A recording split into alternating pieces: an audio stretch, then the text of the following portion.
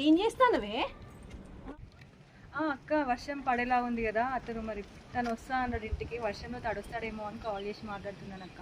Stove మీద పాలు పెట్టినావు, మర్చిపోయినావా? పాలన్నీ మాడిపోయినాయి. పోనీలే అక్క, పెళ్ళైన కొత్తలే కదా, అట్లనే ఉంటది. ఆ ఫోన్ ఏదో ఇంట్లో మాట్లాడుకోవచ్చు కదా.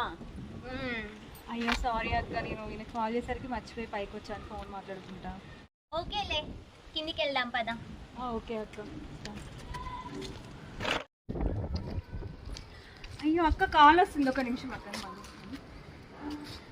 ఇక మారదు కానీ. One eternity later. ఇంకా నేను కూడా పిల్లల కోసమే వెయిట్ చేస్తున్నా, లేట్ అయింది.